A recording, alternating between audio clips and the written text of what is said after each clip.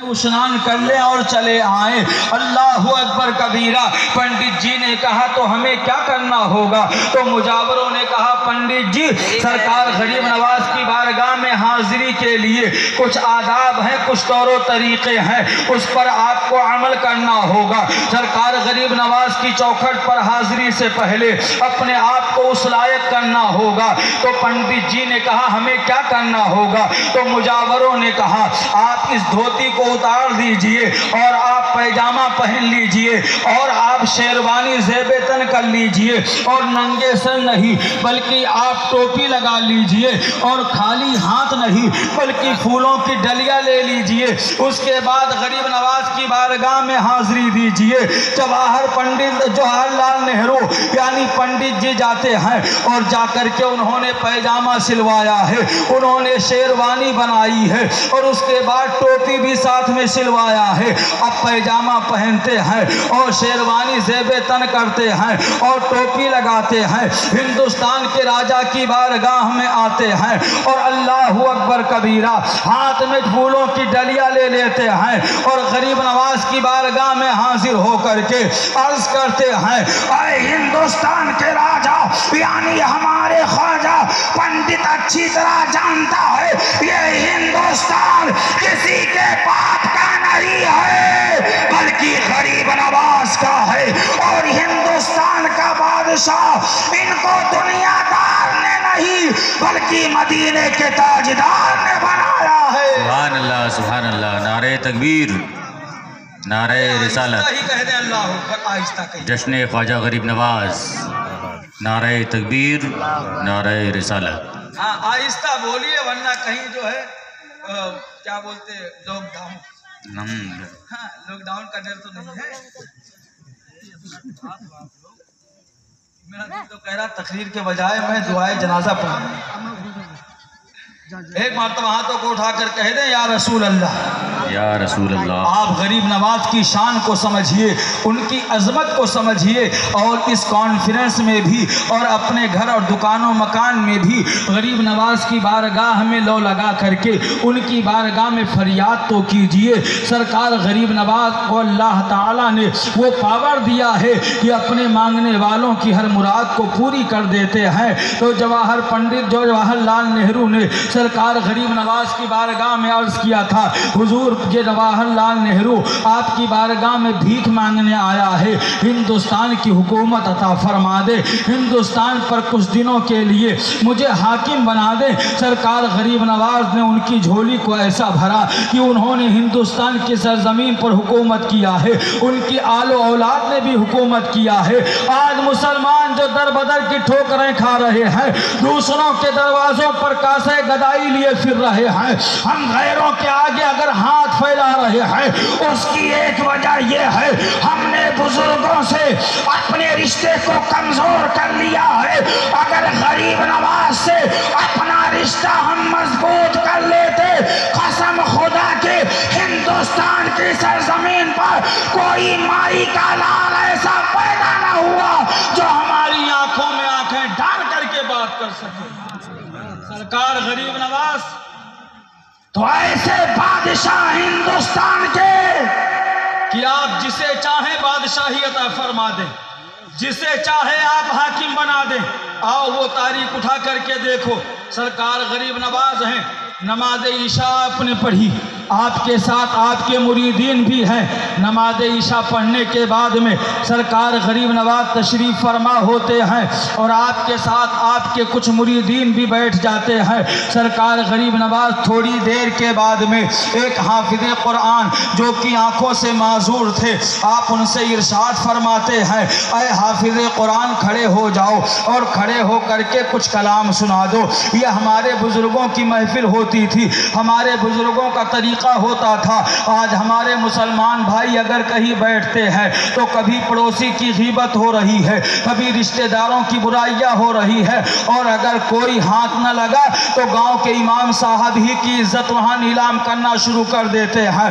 फुला मौलवी ऐसा है, फुला इमाम ऐसा है, फुला मुअज्जिन ऐसा है, अलायाज़ुबिल्लाह। लेकिन आओ सरकार गरीब नवाज की सीरत को देखो। सरकार गरीब नवाज फरमाते हैं, ऐ हाफिज़ कुरान کھڑے ہو جاؤ اور ذرا کلام سناؤ۔ وہ حافظ قرآن کھڑے ہو جاتے ہیں اور کھڑے ہونے کے بعد انہوں نے کلام پڑھنا شروع کیا۔ کلام کون سا تھا؟ مورخین بیان فرماتے ہیں سرکار غریب نواز کی بارگاہ میں وہ نابینا حافظ قرآن وہ کلام پڑھتے ہیں جس کلام کو حضرت سیدنا بیمار زین العابدین رضی اللہ تعالی عنہ نے دمشق کے جیل کے اندر آپ نے تحریر فرمایا تھا، یعنی یزید کے جیل میں آپ نے لکھا تھا اللہ اکبر کبیرہ، جس کا مطلب یہ ہے ان ارتیا ریح الصبا یوما الی ارض الحرم بلغ سلامی روزتن فیہ النبی المحترم۔ اور اسی کا ایک مصرع یہ بھی ہے یا ادرک لزین العابدی ادرک لزین العابدی محبوس و عید الظالمی۔ اللہ اکبر کبیرہ، سرکار امام زین العابدین ہے، یزید کا قید خانہ ہے، اور جب کربلا سے واپسی ہوئی ہے آپ کو اس کے اندر قید کر دیا گیا ہے، کوئی بظاہر معاون نہیں ہے، کوئی مددگار نہیں ہے، کوئی سہارا دینے والا نہیں ہے، تو سرکار امام زین العابدین